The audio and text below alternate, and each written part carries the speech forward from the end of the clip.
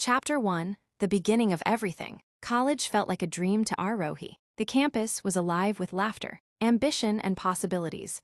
And somewhere in that chaos, she met him. Kabir. He wasn't loud or flashy. He didn't try to impress anyone. But the moment Arohi saw him sitting under the old banyan tree, reading quietly, with sunlight falling on his face, something shifted. Their first conversation was accidental. "You're sitting on my notes." Kabir looked up confused.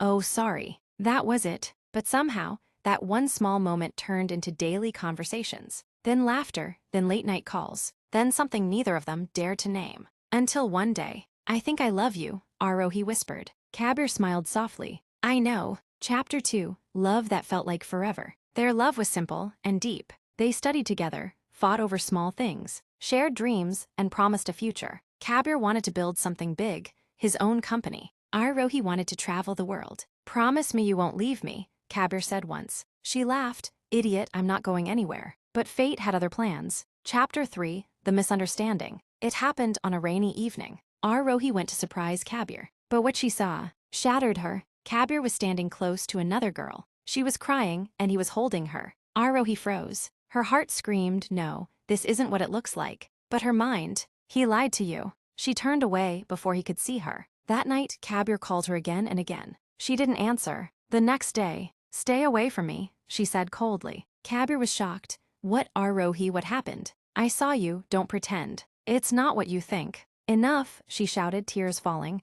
"I trusted you." Kabir tried to explain, but she didn't listen. And just like that, love turned into silence. Chapter 4, Goodbye Without Closure. Days turned into weeks. Kabir waited. He tried, but Arohi had already built walls around her heart. Finally, he stopped. And she left. Arohi moved abroad for work, chasing a new life. But no matter how far she went, she couldn't escape him. Chapter 5, 5 years later. 5 years changed everything. Arohi became successful, independent, strong, but not happy. Love never happened again, because no one was Kabir. One evening, she received a letter from home. "Come back, your marriage has been arranged." Her heart felt nothing. Maybe it was time. Maybe this was how life worked. She agreed. Chapter 6, The Return. Coming back home felt strange, familiar yet distant. Her parents were happy. Everything was ready. "The boy is perfect," her mother said. Arohi smiled faintly. "I'm sure he is." She didn't ask his name. She didn't care. Until Chapter 7, The Shock. The day of the meeting arrived.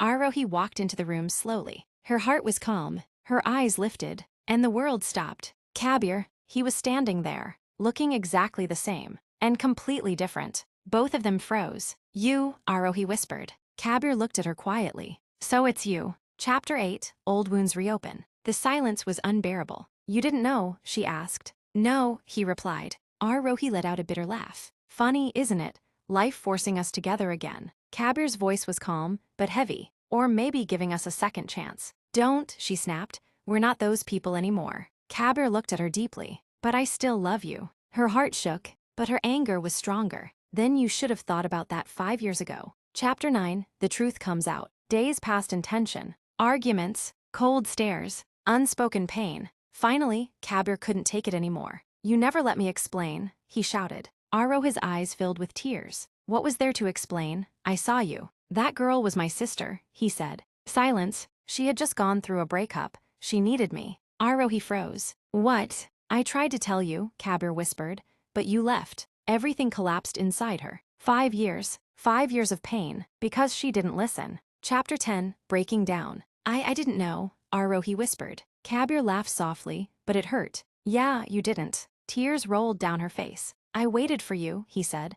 "For months, but you never came back. I thought you betrayed me, and I thought you didn't trust me." Both were right. Both were wrong. Chapter 11, Healing. That night, they talked, for hours, about everything they missed, everything they lost. "I never stopped loving you," Arohi admitted. Kabir smiled gently. "Same, but we were stupid." "Very." They both laughed through tears. Chapter 12, Choosing Each Other Again. Love didn't come back instantly, but it was still there. Stronger, mature, real. "I don't want to lose you again," Kabir said. "You won't," Arohi replied. "But this time we talk, no running away." "Deal." Chapter 13, The Wedding. This time, it wasn't forced. It wasn't arranged. It was chosen. As Arohi walked down the aisle, Her eyes met Kabir's. 5 years ago, they broke. Today, they were finally complete. I do, she whispered. Kabir smiled. I always did. Epilogue, forever finally. Some love stories aren't perfect. They break, they hurt, they fall apart.